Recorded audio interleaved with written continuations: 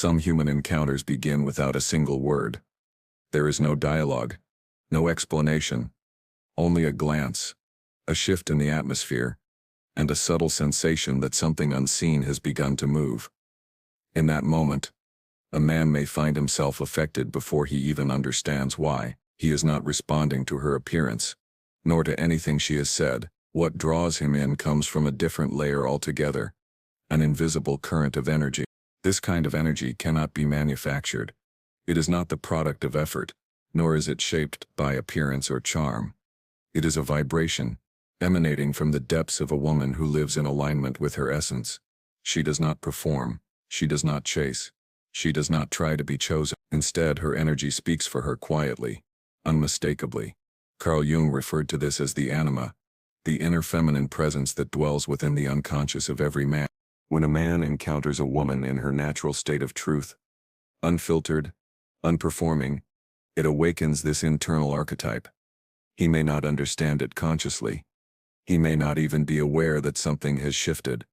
But something inside him begins to stir, not attraction in the traditional sense, but resonance, recognition, a moment in which something ancient is reactivated. In such an encounter, there is no strategy at play, no manipulation. This is not seduction. It is the soul, speaking to the soul, through presence, not presentation. The kind of presence that does not demand to be seen, but is impossible to ignore. This is feminine energy in its most authentic form, and when it appears, it changes the environment around it. A man may enter a room, passing countless faces, hearing countless voices. Many seek his attention, some through beauty, others through charm. But then there is a woman who does not call to him with her voice or appearance. Instead, her very presence causes him to pause. Something about her stillness, her wholeness, speaks louder than words. It draws him in, not with answers, but with a feeling. And that feeling often defies logic. It bypasses the intellect. It lingers. It's not the start of a romantic story. It's something more primal, more psychological. Something that Carl Jung believed was rooted deep in the unconscious, where symbols live and ancestral memory still breathes. In this moment, something profound has begun, not because of what is seen, but because of what is sensed. There are moments in life that pass without witness, without fanfare, yet they shake the entire interior world of a person. These are the moments that defy reason, bypass language, and speak only through the subtle field of energy that surrounds human beings. A man may walk through a crowded space seeing many faces and hearing many voices, yet unexpectedly, he stops, not because of something obvious, but because of something he feels. The woman who halts his steps is not necessarily the most beautiful in the room. She is not the loudest, nor the most deliberate. But there is something about her, a stillness, a groundedness that moves through the space like an unseen signal, and it reaches something in him that is not located in the eyes or ears but deeper in the psyche, in the unconscious terrain. Carl Jung spent his life mapping. According to Jung, we do not live purely by reason. Our lives are also shaped by invisible, primal forces that move beneath awareness. These forces reside in the unconscious, and while we may not see them, they shape our emotions, our perceptions, and even our deepest decisions. One of these forces is the anima, the archetype of the feminine within the male unconscious. It is awakened not by appearance but by presence. When a woman is deeply rooted in her essence, when she is not trying to be anything other than herself, her energy naturally emits this frequency. And for a man, encountering this kind of truth can be unsettling and unforgettable. It is not performance that reaches him, but presence. Something in him begins to open, often without his understanding or consent. In modern society, we are trained to notice what is visible. We learn to value the superficial, the smile, the tone of voice, the shape, the cleverness. But what makes a man truly unable to forget a woman is rarely what he can explain. It is what bypasses language altogether. It is the experience of being internally moved before a single word is ever spoken. Jung believed that many of our life experiences are shaped by images and memories that go far beyond our personal story. In Man and His Symbols, he wrote, "The psyche is not of today, Its ancestry goes back many millions of years. This may explain why a man can feel something ancient when he meets a woman who does not perform, but simply is. Her stillness becomes a mirror reflecting a part of him he did not know was waiting. Feminine energy, at its most powerful, does not arise from performance. It does not come from the attempt to be agreeable, soft, or socially desirable. It does not require the right words, the right gestures, or the carefully constructed appearance. Instead, it flows from a state of being that is deeply internal, a woman in alignment with her core truth. This kind of energy is not designed to impress. In fact, it does not seek validation at all. It exists independently, without tension, without the need to be noticed. And perhaps that is why it is so powerful. The woman who lives from this place radiates a frequency that is deeply compelling, not because it asks to be seen, but because it refuses to hide. She is not trying to be loved. She has already made peace with herself. When this presence enters a room, it shifts the atmosphere. There is no need for a dramatic entrance, no need to command attention, yet people feel her presence. The reason lies not in what is visible, but in what is felt. Energy communicates long before words do, and in the words of Carl Jung, in a true meeting, the first thing to move is not thought, it is energy. For many, this kind of encounter is hard to define.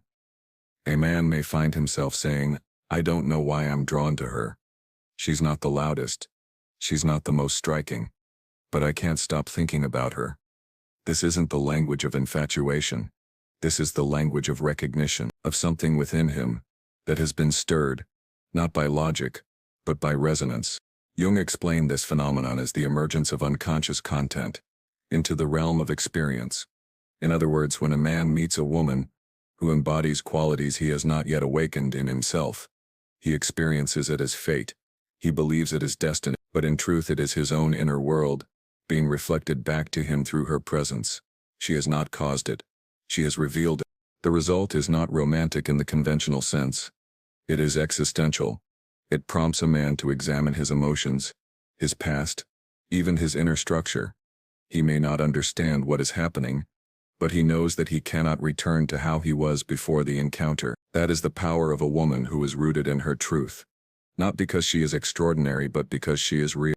Many people grow up believing they must become something more in order to be loved, that they must say the right things, look a certain way, behave in a manner that pleases others.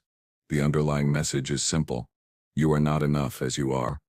This belief quietly takes root, and over time becomes a strategy for survival, especially in the world of relationships.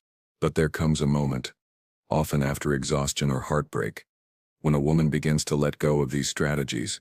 She stops trying to be chosen. She no longer performs in the hopes of being loved. Instead, she turns inward, and in doing so she touches a deeper truth. The realization that her value is not in how she is received, but in how fully she lives as herself. It is in this state, this natural, unfiltered way of being, that her energy becomes undeniable, not because she is trying to be attractive, but because she no longer needs to be. She is not chasing love. She is love. Carl Jung wrote, "Who looks outside dreams. Who looks inside awakens." A woman who has awakened in this way becomes a presence, not a pursuit. To a man who encounters her, this is not obvious. It does not hit him like a loud revelation. Rather, it moves through him quietly, like a current. He feels something change internally, a sensation he cannot name. She becomes unforgettable, not for what she says or does, but for the feeling she leaves behind. A feeling of truth, of being near something authentic. This is not the beginning of a typical romance. It is the beginning of a deeper journey, one that leads inward. Jung believed that what is not made conscious will appear outside as fate. When a man meets a woman who stirs something he has long ignored within himself, he often mistakes it for destiny. But it is in fact an invitation to face himself through what she reflects. And perhaps that is why so many are drawn to what they cannot understand. In a world filled with curated identities and constant performance, authenticity becomes magnetic. The woman who no longer hides her truth does not need to demand attention. Her presence alone begins to alter the space around her, and for the man who is ready, it changes him too. In modern culture, attention is often mistaken for connection. We are surrounded by images, noise, curated perfection, and carefully crafted moments. But real connection, authentic resonance between souls happens in silence, in stillness. And often it begins when someone chooses not to perform, but to simply be. Imagine a gathering filled with vibrant personalities, polished conversations, and social rituals. There are smiles, laughter, gestures designed to please. And yet, amidst it all, one woman stands apart, not because she tries to, but because she does not try at all. She is not louder, she is not more stylish, but there is something about the way she is rooted in her being that makes the room shift around her. Her presence does not chase approval. It does not seek the spotlight. It holds space, and in doing so it reveals something essential, something Carl Jung called the self, the totality of the psyche, which we are each called to integrate and express. Jung believed the journey of life is not about becoming what others want, but returning to what we already are underneath the layers. This kind of presence challenges others, not with force but with truth. It unsettles the unconscious. It invites reflection. For a man, encountering such a woman can be a turning point. She does not ask to be noticed, yet he cannot look away, not because of desire but because something about her reminds him of who he might become if he too stopped pretending. She is not a role. She is not a persona. She is not trying to be mysterious, desirable, or ideal. And that is precisely what makes her energy rare. It carries no signal of lack, no need to be completed. She has already met herself, fully. She does not fear being seen, because she no longer hides, and in that stillness, others feel safe, seen, invite. Jung called this process individuation, the journey of integrating both light and shadow to become whole. The woman who has begun this journey no longer tries to appear lovable. She is love, in its most unpolished, real, and resonant form. Her power lies not in performance but in presence, and that presence lingers long after the moment has passed. Carl Jung believed that what we repress becomes the force that quietly governs our lives. Nowhere is this more visible than in the realm of emotional connection, in particular when a woman chooses to stop editing herself, when she no longer hides her pain, silences her needs, or alters her essence to gain approval. Something powerful begins to happen. Her energy becomes deeply magnetic. This magnetism is not loud. It does not draw attention in the traditional sense. Instead, it creates a field around her, not one of control or manipulation, but of stillness, of completeness. She does not need to be chosen, because she has already chosen herself, and that quiet certainty, the absence of hunger, creates a presence that cannot be overlooked, even when no words are spoken. Men sense this energy, without understanding it. They may describe it in vague terms. There's something about her, or I feel different when she's around. What they're responding to is not her appearance or behavior, it's her frequency, a vibration that tells the unconscious I am whole. I do not need you to make me complete. And in that moment he feels drawn not out of responsibility but resonance. The soul responds to truth instinctively. Even if the conscious mind resists it, the body feels it. The psyche remembers it. That is why certain people are unforgettable. Not because of what they did, but because of what they embodied. A woman in her truth does not chase. She does not prove. She simply is. And because of that, her energy invites the right people and quietly repels the rest. Jung spoke of individuation as a return, not to perfection, but to one's unique wholeness. This process often involves letting go of roles we've been taught to play. For many women, this means releasing the impulse to appear gentle, agreeable, or easy to love. True inner work allows space for the full spectrum, strength and vulnerability, clarity and uncertainty, light and shadow. And it is this integration that makes a person magnetic. In a world where so much is surface level, realness becomes a rare and precious thing. The woman who walks into a room without a need to be seen, but whose presence alters the space nonetheless, is not lucky. She is aligned with herself. And that alignment cannot be manufactured. It is earned through deep work, silent moments, and the courage to stop performing. What remains is truth, and that is what the soul always seeks. Not every energetic connection is meant to last. Some begin with intensity, but dissolve quietly over time. And often, What makes the difference is not compatibility, but internal state. Beneath every interaction lies a subtle signal, one that either draws two people together or slowly causes them to retreat. Jung understood this deeply. He taught that unconscious patterns shape not just who we are, but how others feel in our presence.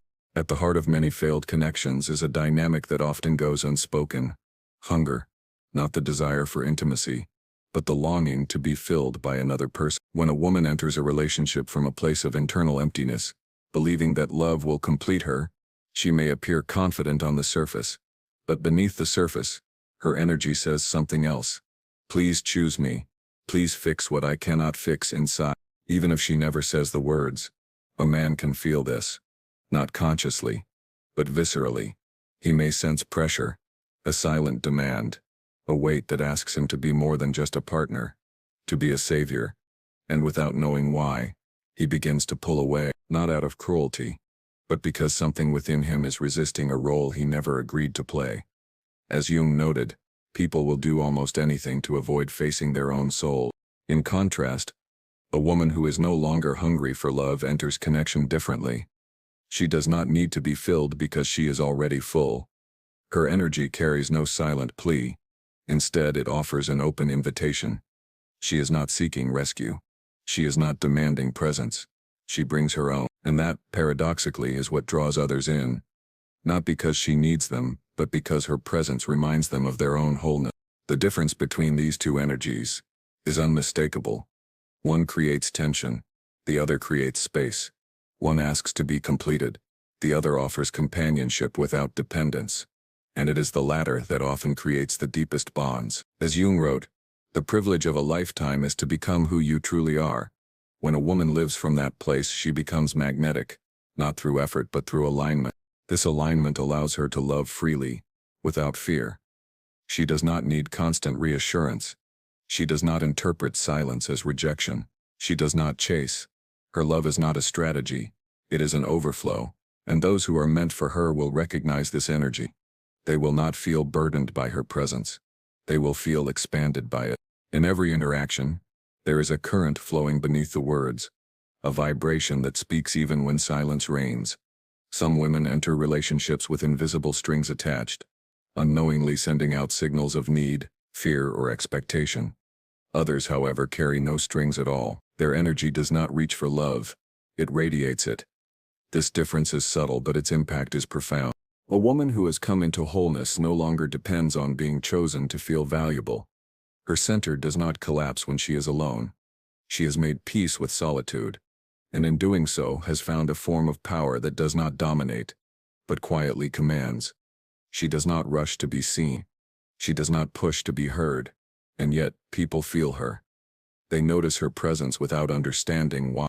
Carl Jung taught that the process of individuation, becoming a full and authentic self, is not about becoming someone new. It is about shedding what is false. When a woman stops adjusting herself to fit someone else's idea of who she should be, she begins to operate from a different frequency, a frequency that chooses for her, one that draws in only those who can meet her where she truly is. This is not manipulation. This is not control. It is resonance. Her life becomes a field through which people either move freely or not at all. And those who are not aligned with her truth simply fall away, not because she pushes them out, but because their energy no longer fits within hers. In this way, she stops chasing outcomes. She becomes the outcome. For a man, this can be both disarming and deeply attractive. He does not feel pressure to perform or rescue. He feels invited into something grounded. He senses that her love is not a tool, not a demand, but an offering, and that offering makes him want to rise, not because she asks him to, but because her presence calls something forward in him that is more honest, more alive. Jung once wrote, "What you resist not only persists, but will grow in size." When a woman resists her truth, when she hides her longing, her fears, her desires, she feeds the very cycles that keep her feeling unseen. But when she allows herself to be exactly who she is, without apology or performance, her energy becomes unmistakable. And that energy becomes her voice, her magnet, her compass. There is a quiet power in those who no longer seek to impress. A woman who has embraced her true self does not walk into a room hoping to be noticed, yet somehow she is. This is not coincidence. It is not chance. It is energy doing its silent work, the kind of energy that filters, attracts, and pretends without a word being spoken. When a woman no longer adjusts her light to make others comfortable, her frequency becomes pure. She is not looking to please. She is not looking to win affection. She simply shows up as herself. And in doing so, she sends out a clear message. Only what resonates will remain. The rest may pass through, but it will not stay. This energetic boundary is not built through force. It is built through truth. In this state, she becomes a mirror. To some, her presence will feel inspiring, an invitation to become more real. To others, it may feel uncomfortable, even threatening, because when someone stands in their full presence, it reflects back all the places where others are not yet whole. Carl Jung wrote, "The self is our life's goal, for it is the completest expression of that fateful combination we call individuality. Her presence is not performance. It is arrival. This is why in her presence, some will rise and others will retreat. Not because she asks them to, but because their energy simply cannot align with hers. And this is not a rejection. It is resonance doing what it always does, organizing life not by effort but by frequency. In this way, she no longer needs to choose or chase. Her field does the choosing for her." Imagine a moment. Two women on a date. One constantly fills the space, asks, gestures, keeps the rhythm. The other listens. She is unhurried, present. She does not fear silence. She does not fear being misunderstood. She does not try to impress, and yet the man across from her feels more drawn to her, without knowing why. Her stillness creates space for him to be real, and that space is rare. As Jung often emphasized, becoming whole is not about denying imperfection. It is about accepting all of oneself: light, shadow, longing, and joy.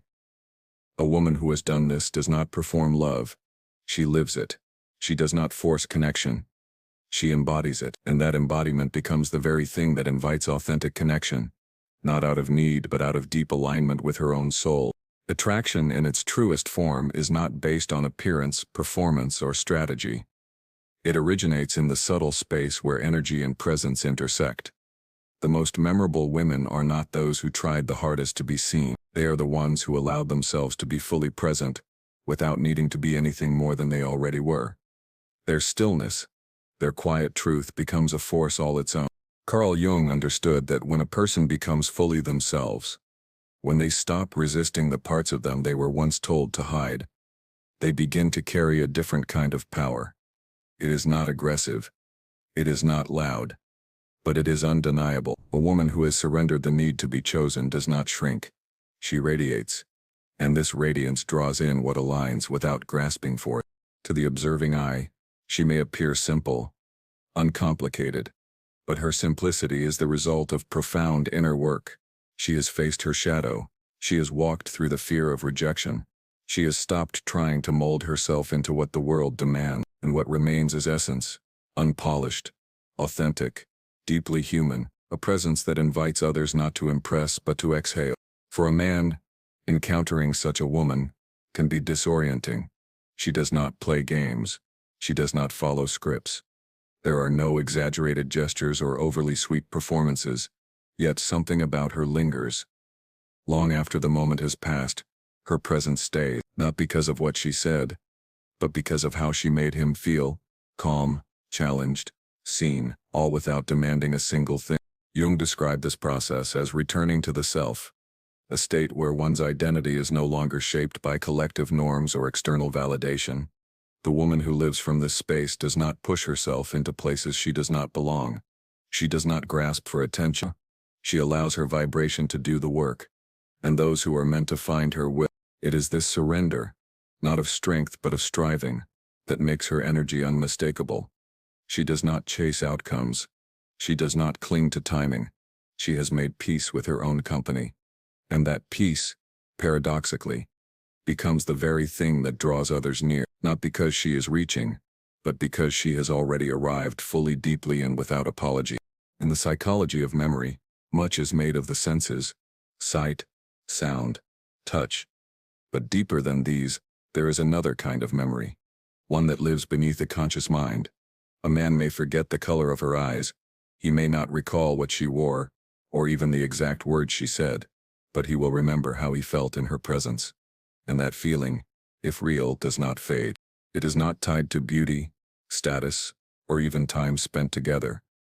Instead, it is tied to the emotional frequency her presence carried, a vibration of stillness, of wholeness, of something profoundly unshaken. Jung would say that such a connection awakens the unconscious, not because it fulfills desire, but because it reflects something the soul has longed to retrieve. This woman may not be the loudest, the most confident, or the one who fits a certain ideal, but her energy, rooted in truth, not performance, makes an impression on a deeper level. She is not trying to be unforgettable. She simply is, because she is not hiding, not chasing, not apologizing. She has stepped into a state of being that few dare to enter, full presence. In her presence, something inside him awakens.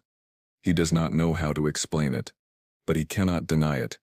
It is the activation of the anima, the inner feminine, within his psyche. She has not caused it, but she has called, and for a man who has never faced that part of himself, the encounter becomes formative. Not just emotionally but psychologically. A shift begins. Jung believed that the most significant relationships are those that force us to confront ourselves. When a man meets a woman who embodies what he has repressed, emotion, stillness, depth, he is both drawn and unsettled. The connection becomes a mirror, reflecting not just her presence, but his own inner complexity. He may feel pulled toward her without understanding why, and that is the hallmark of a soul-level encounter. This is not a love story, in the cinematic sense. It is a psychological turning point. One where a man remembers a woman not because of what she gave, but because of what she revealed in him, about him. The memory of her lingers not in his mind, but in his soul, and the feeling she left behind becomes a quiet compass pointing him inward, toward the self he has yet to fully meet. True wholeness is not created through perfection. It is born from integration. Carl Jung taught that each of us carries a shadow, the unseen, unaccepted parts of our psyche. For women, this shadow often includes emotions they've been taught to suppress: anger, grief, desire, even ambition. From early life, many are conditioned to be agreeable, soft and pleasing, taught to shine only in ways that feel safe to others. But when a woman begins to reclaim her shadow, something vital changes in her energy. She is no longer confined to the narrow corridor of what is lovable. She no longer feels compelled to be always kind, always composed, always light. Instead, she begins to honor her darker truths, the places where rage, sorrow, and hunger live. And that honesty changes everything. This woman does not try to erase her complexity. She owns it. She does not hide her wounds or pretend to be untouched by life. And in doing so, she becomes more than likable. She becomes real. Her presence is no longer filtered through fear. It is informed by self-respect. And that authenticity resonates in a world desperate for something unvarnished and true. A man who encounters her may not know why he feels so seen in her presence. But it is because she holds space not just for light but for contradiction. She does not punish herself for her emotional depth. She does not flee from discomfort. And because she has met herself in the dark, she does not fear his shadow either. In her presence he finds the permission to be whole. Jung wrote, "One does not become enlightened by imagining figures of light, but by making the darkness conscious." The woman who lives by this truth does not curate her image for acceptance. She walks into the world, carrying every part of who she is, not proudly, not defiantly, but quietly, fully. And this quiet fullness commands a kind of respect that cannot be manufactured. Her magnetism lies in what she is no longer willing to hide. Her power is not in the perfection of her image, but in the completeness of her presence. And for the man attuned to depth, this becomes unforgettable, not because she performed for him, but because she showed him, by example, what it means to live unafraid of being fully human. There is a subtle turning point in a woman's inner journey. It happens quietly, often after years of self-adjustment, emotional fatigue, and unmet longing. One day she no longer waits for approval. She no longer molds herself to be loved. She does not ask to be chosen. Instead, she chooses herself. And in that moment her energy changes forever. This shift is not dramatic. It doesn't demand attention. But it alters her presence at the most fundamental level.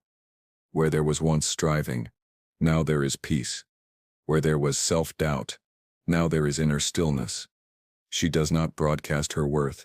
She embodies it, and in doing so, she stops attracting chaos.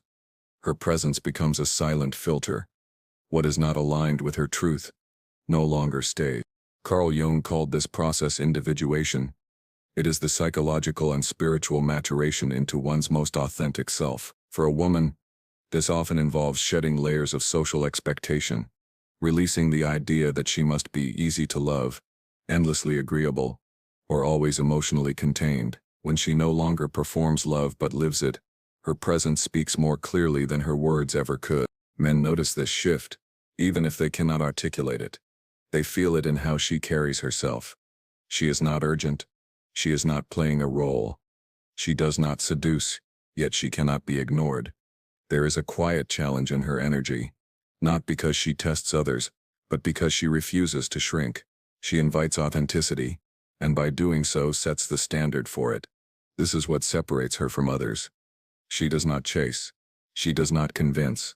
Her worth is not in question. And because of that, only those who are also walking toward wholeness feel safe enough to stay. Jung once wrote, "The privilege of a lifetime is to become who you truly are." That privilege becomes her presence, and that presence becomes a lighthouse for those ready to meet it. She does not demand love. She does not beg for belonging. She simply lives in resonance with her own soul. And that resonance becomes the most powerful signal of all. Not one that shouts across the noise of the world, but one that sings quietly in the language only truth can understand. There are moments in life that cannot be explained, only remembered, not because of what happened, but because of what was felt. A man may never fully understand why he couldn't stop thinking about her, why her presence lingered long after she left. But somewhere within he knows something in her awakened something in him. She did not try to impress. She did not perform. She did not ask for his attention. Instead, she stood in the stillness of her own becoming, and in that stillness she radiated. What he felt was not charm. It was not desire as he knew it. It was recognition, a sense of familiarity without history, a remembering that had no name. Carl Jung called this the work of the unconscious, where symbols, archetypes, and ancestral truths rise when we least expect them. This woman had become something rare, a living expression of truth. She had stopped seeking and started listening. She had embraced not only her light, but her shadow, and by doing so, she created a frequency strong enough to shift others. She didn't try to be the answer, she became the question, the kind that stays with you, asking not to be solved but to be felt. He may have called it fate. He may have said, "I don't know why, but I couldn't let her go." And perhaps that's all the language he had. But the truth ran deeper. Her presence had pierced through the surface of his life, and touched the part of him he had not yet dared to explore. And once touched, it could not be forgotten. This is not about love in the conventional sense. It is about awakening. About energy meeting energy before words can explain what's happening. Jung believed that when two people meet in truth, what unfolds is not a relationship but a transformation. One soul quietly invites the other to rise, to return to itself, not through control or need, but through resonance. And that is her greatest power. She does not need to convince. She does not need to explain. She does not need to be understood. Her energy has already spoken. Her soul has already extended the invitation. And for the one who is ready, for the one who has also begun the journey back to himself, that invitation will be impossible to refuse.